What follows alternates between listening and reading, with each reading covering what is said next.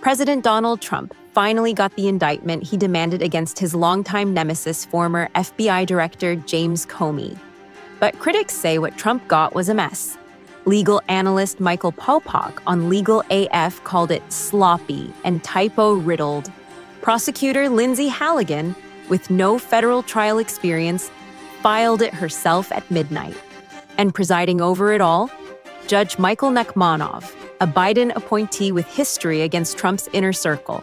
So the question is, did Trump just corner Comey or hand him a case so broken it's headed for dismissal? She looks like she signed her own indictment. There are typos in it. It is sloppy. I think I figured out why the grand jury did not indict on the first count of perjury.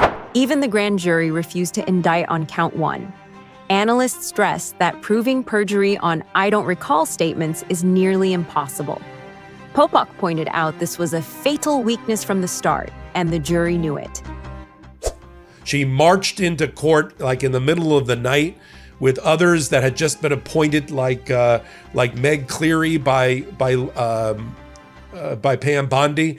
It caught the magistrate judge by surprise, like, you're here in the middle of the night after grand juries usually meet. It's a handwritten indictment that's got typos and errors in it that I'm going to talk to you about. And then we've got the assignment of the judge. And Donald Trump's not going to like this judge. That judge, Michael Necmanov, isn't just any federal judge. He's a Biden appointee, a former public defender, and the same magistrate who presided over Trump allies Lev Parnas and Igor Fruman. Commentators flagged the irony. Trump demanded Comey's indictment, only to end up in front of a judge who had already tangled with his men. And then there's Lindsey Halligan. Critics highlighted her lack of experience. Popak emphasized she had to sign the indictment herself because career prosecutors refused to put their names on it. Her career prosecutors in the office told her not to bring this case, that it violated the Department of Justice manual, it violated the principles of federal prosecution, that she cannot sustain a conviction, nor does she have reasonable belief or probable cause to believe she can sustain a conviction all the way up through appeal. And she didn't care because her boss told her to bring the indictment, so she brought the indictment. A Time magazine article revealed that James Comey asked a close friend, later identified as Columbia law professor Daniel Richman, to share a memo he had written about an interaction with Donald Trump in hopes of prompting the appointment of a special counsel.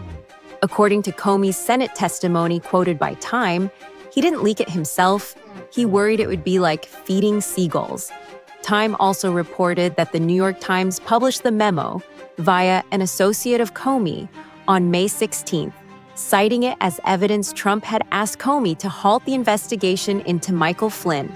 Analysts compared it to forcing a chef to serve food they already promised would cause food poisoning. The president tweeted on Friday, after I got fired, that I better hope there's not tapes. I woke up in the middle of the night on Monday night, because it didn't dawn on me originally, that there might be corroboration for our conversation, there might be a tape. And my judgment was I needed to get that out into the public square. And so I asked a friend of mine to share the content of the memo with a reporter. Didn't do it myself for a variety of reasons, but I asked him to because I thought that might prompt the appointment of a special counsel. And so I asked a close friend of mine to do it. And was that Mr. Wittes? No. Who was that? A good friend of mine who's a professor at Columbia Law School. We will not live on our knees, and you shouldn't either. Somebody that I love dearly recently said that fear is the tool of a tyrant, and she's right. But I'm not afraid, and I hope you're not either. I hope instead you are engaged, you are paying attention, and you will vote like your beloved country depends upon it, which it does. My heart is broken for the Department of Justice, but I have great confidence in the federal judicial system, and I'm innocent. So let's have a trial and keep the faith. Popak argued that Comey's lawyers will likely file a motion to dismiss immediately, citing the sloppiness, lack of evidence, and Halligan's inexperience. Analysts warned Trump's public allies from Bondi to Kash Patel are already making a fair trial harder. So here's the real tension. Trump wanted Comey buried under indictments, But critics argue the case is so broken, it may bury Trump's credibility instead. The question is, when justice is rushed out like bad takeout, who ends up poisoning the defendant or the system itself? Drop your take in the comments. Did Trump just corner Comey or corner himself?